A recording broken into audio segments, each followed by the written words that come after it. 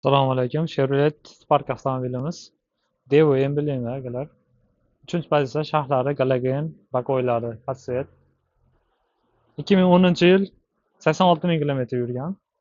Yoqilg'i benzin. Mashinamiz bir ob'yom akalar. Ideal holatda Spark.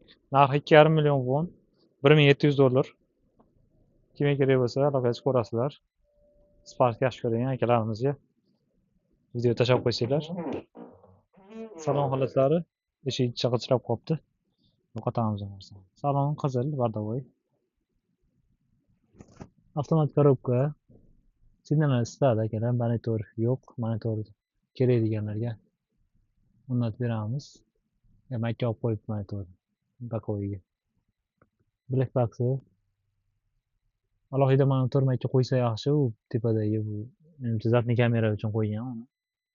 Faqat zapni ko'rsatish uchun qo'ygan uni. Alohida neverda o'rnatmoqchi bo'lganlarga uni alohida qilib topib o'rnatib beramiz.